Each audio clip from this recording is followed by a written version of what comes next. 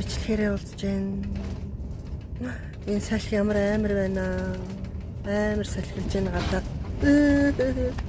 Амар салхитай. Сайн байна уу? Дараагийнхаа бичлэгээр уулзж байгаадаа баяртай байна. За тэгээд өнөөдөр миний ярих сэдэв болохоор хавдартай хүмүүсийн гэр бүлийн сэтгэл зүйн талаар хуваалцахыг хүслээ. Тэгээд хавдартай хүмүүсийн яг гэр бүл маш их чухал байдаг. Чухал нөлөө үзүүлдэг. Тэ яагаад гэвэл үргэлж хамт байгаа учраас тэ гэр бүлээсээ итгэл найдварыг, гэр бүлээсээ амар тайвныг, гэр бүлдээ л өөрийнхоороо байж чаддаг учраас хавдартай хүмүүсийн гэр бүлийн сэтгэл зүй маш чухал байдаг. За тэгээд яг уу би миний туулсан амьдралаас ч юм уу би өөрийгөө ингээд туулсан одоо амьдралыг харахад би яг гэр бүл үнэхээр чухал юм байна гэдгийг олж харсан байгаа. Тэгээд тэрний үе гэхээр манай гэр бүл болохоор ер нь намайг нэг айхтар санаа зовлттой байлгаад ч юм уу тэгж байлгаагүй. Би айхтар гэр бүлдээ санаа зовоод ингээд байгаагүй. Өөр хүүхдүүдтэй ч гэсэн санаа зовоогүй. Тэгээд ийм амар тайван байж чадсан, намайг амар тайван байлгаж чадсан манай гэр бүл маань тэгж чадсан. Ээж хань хоёр маань мундаг байж чадсан. Тэгээ миний ингээ анзаарч харсан зүйл хэм бол мэдээж магадгүй энэ хавдар гэдэг өвчнөр өвдсөн хүмүүсийн гэр бүл янз янзын гэр бүл байгаа байх л та. Тэр хүн яаж хэрхэн тэр өвчний даван туулж байгаа нь өөр байгаа бах. Тэгээ миний л зүгээр олж харсан хоёр хон зүйл байгаа. Тэр нь юу гэхээр нэг гэр бүл нь болохоор сэтгэл санаагаар ундаг. Тэгээ сэтгэл санаагаар унсан тэрийг архиар даван туулах гэж хичээдэг те. Гэх мэтчлэн тэгэхээр зэрэг яг ийм зүйлүүд байгаад ирэхээр зэрэг тухайн нөгөө өвчтөе хүн маань амар тайван бус байдаг. Тэгээ гэр бүлдээ санаа зовно. За тэр маань ингээд арх уугаад байгаа. Энэ ингээд арх уугаад байгаа гэдэг ч юм уу. Эсвэл бол нэг гэр тэр охиндоо санаа зовоол, нэг энэ хүүдээ санаа зовоол ч юм уу. Нэг бол хандаа санаа зовоол, нэг бол ээждээ санаа зовоол, аавдаа санаа зовоолч гэдэг ч юм уу тий. Яг иймэрхүү асуудлууд байдаг. Тэгэхээр зэрэг яг гэр бүл гэдэг бол яг энэ хүний яг эмчлэгдэх тий эмчилгээний үр дүнг үнэхээр 20% эмчилгээ гэж бодоход 80%-ийг нь гэр бүлийн тий сэтгэл зүй яг тэр хүнийг одоо 80% идэвхлийг олох тий тэр амар амгаланг өгч чадах нэг тийм талбар байгаа байхгүй юу. Тэгэхээр бид нэр ерөөсөө хавдартай байгаа хүмүүсийг амар тайван байлгах л хамгийн том зорилго байдгийн байлээ шүү. Тэгээд эмчилгээгээ хийлгэхдээ те ямар нэгэн санаа зовох зүйлгүйгээр те ингээд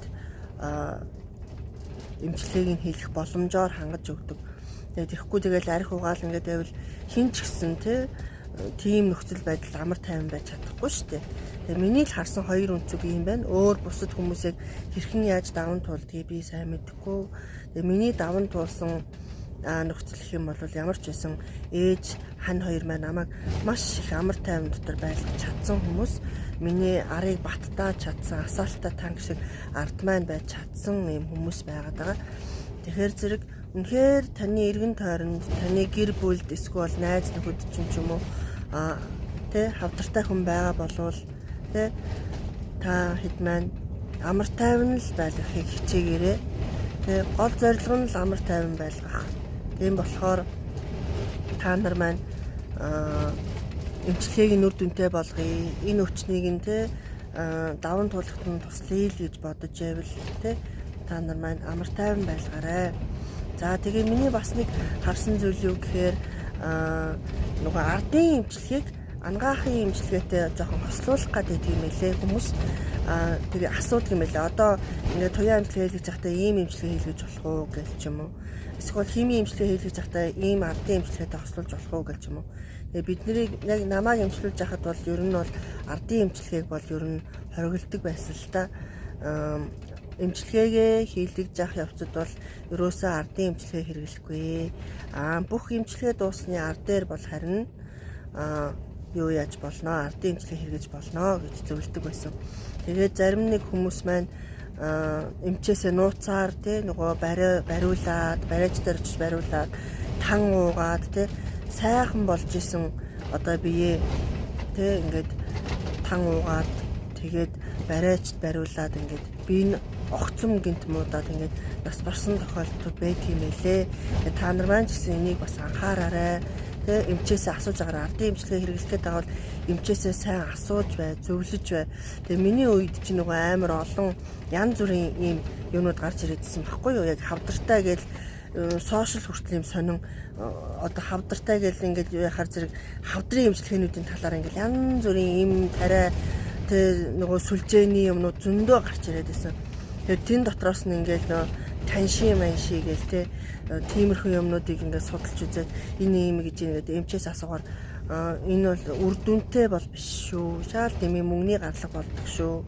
Тэгээ хэрвээ ийм эмчилгээнүүд хүсэж байгаа бол анагаахынхаа эмчилгээг одоо энэ эмнэлэг твтэж явах явцдаа ерөөсөө тийм ардын эмчилгээ хэрэглэж болохгүй. Анагаахынхаа эмчилгээг дуусгачаад араас нь ардын эмчилгээгээ хэрэглэж байгаарай гэж зөвлөжсэн. Тэгээ би яг энэ зөвлөгөөний дагуу ер нь бол хийсэн байгаа. Тэгээд туяа эмчилгээ, хими эмчилгээ хоёулангийн дуусгаад ард дээр нь би ардын эмчилгээнүүд хэрэгэлсэн. Тэгээд манай хадам аваач хоёр зүгийн нөгөө өржүүлдэг байхгүй юу.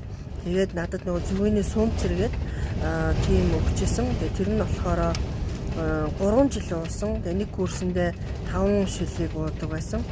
За тэгээд араас нь би нөгөө барахшуун уусан. Тэгээд гишүүний үндэс ууж исэн. Тэгээд гишүүний барайн гэл ч юм уу идэж ингэж уугаад. Тэгээд нөө зүгийний жилий гэд бас би хэрэгжилж исэн. Гэх мэтчлэн яг ийм зүйлүүдээ би яг бүх эмчилгээнийхээ ардаас ингэ хэрэгжилж байсан. За тэгээд өнөөдөр би яг ийм л зүйлийг та бүхэндээ зөвлөхийг хүсэж байна. Тэгээд та нар маань бас асуух зүйл байвал комент хэсэгт үлдээгээрэй. Би чадах чинээгээрээ бас өөрийнхөө мэдлэг тулгуурлаад зөвлөж чадах зүйл байвал та нарт бас зөвлөж өгч болно. Тэгээд нөгөө жор мэдхгүй эмчээс зовлон үтсэн чавганц дээр гэдэг шиг яг би амар дэгсдүүлж тэгж нэгтлийг байж суулчирч би тэгж зөвлөхгүй өөрийнхөө мэддэг лимийг би зөвлөнө. Мэдхгүй юм аа бол би мэдхгүй гэж хэлнэ. Мэддэг юм аа бол чадах чинээгээрээ би зөвлөж өгч чадсан шүү. За тэгээд нэг үгээр урамшуулад бичлэгээ дуусмаараа байгаа бүхэндээ талархдаг хүн байхгүй бүхэн нь ирдэг шүү. Тэгээд талархал гэдэг бол бүх сайхан зүйлсийг нэх үе таалган байдаг шүү. Тэгээд та нар маань байгаа бүхэндээ талархаж амьдраарай. Дараачихаа бичлэгээр уулзъя. Комент үлдээгээрэй. Баяртай.